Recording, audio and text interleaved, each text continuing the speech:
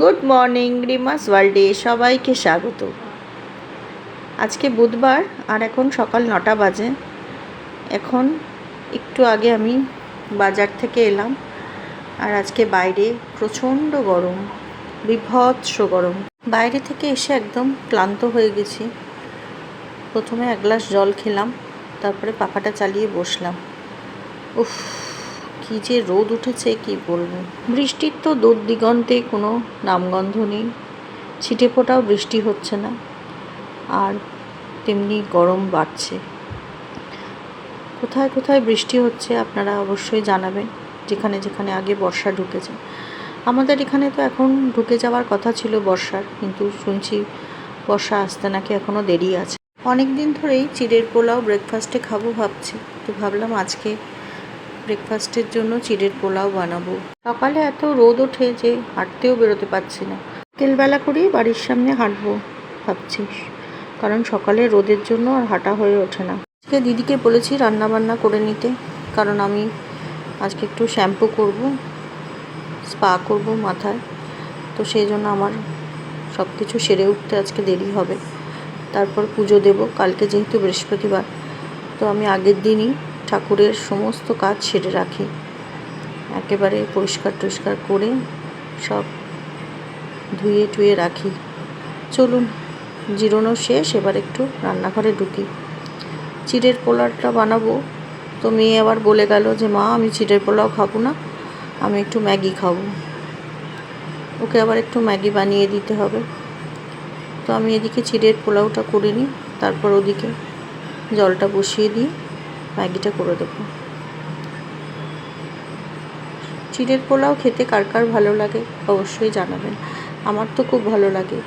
আর আজকে বাড়িতে বাদাম ছোলা কিছুই নেই, তাই শুধু শুধু সবজি দিয়েই করব। আর ননদ কারি পাতা দিয়েছিল, সেটা আমি একদম শুকনো কড়াইতে একদম ড্রাই রোস্ট করে রেখে দিয়েছিলাম। আর চিড়ের পোলাওটা করে নিই, খাবো, তার সঙ্গে নেব 1 কাপ চা। এখন তো প্রায় 10:30 মতো বাজতে চললো।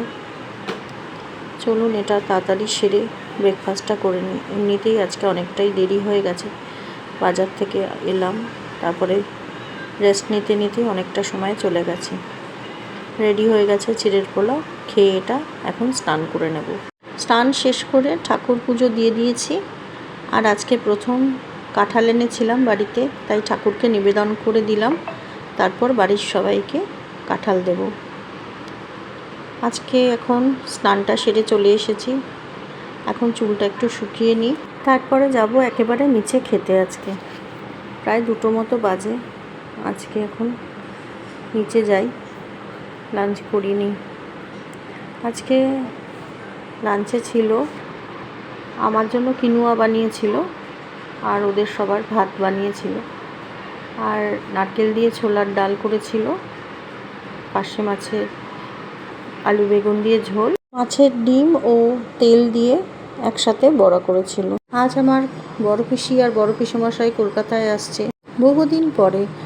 শনিবার বা রোববার দিন ইচ্ছা আছে ওদের সঙ্গে দেখা করতে যাব। প্রায় 20-22 বছর পর হয়তো দেখা হবে। পরশু দিনই জানতে পারলাম ওরা আজকে আসছে, তা জানার পর খুব ভালো লাগছে, কারণ সবার বয়স হয়ে গেছে, অনেক দিন পর তাদেরকে চোখের সামনে দেখব। আর আজকে ঠাকুরের জন্য আর কাঁঠাল এনেছিলাম, সন্ধ্যাবেলায় ঠাকুরকে নিবেদন করে এখন বাড়ির সবাইকেই দিয়ে দিচ্ছি। নিচে দিয়ে দিই, শাশুড়ি আর কাজের দিদি আছে, ওরা ফলটা কেটে খাবে। এখন ফলটা কেটে দিতে বললাম শাশুড়ির জন্য, আর টেবিলে এসে বসতে বললাম আগে ফলটা খেয়ে নাও।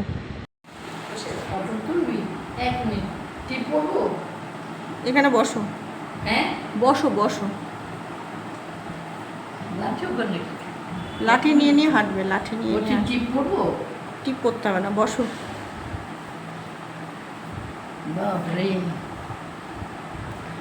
এ নাও,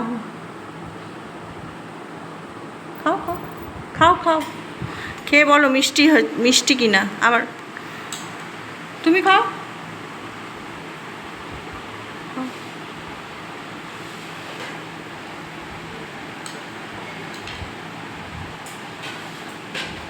ভালো মিষ্টি মিষ্টি খুব মিষ্টি ভালো। যাক, ওরা ফলটা খাক ততক্ষণ। আমি এখন উপরে যাব সন্ধে দিতে। আজকের ব্লগটা এই পর্যন্তই রাখছি। সবাই খুব ভালো থাকবেন, সুস্থ থাকবেন। নেক্সট ব্লগে খুব শিগগিরই নিয়ে আসবো। টাটা।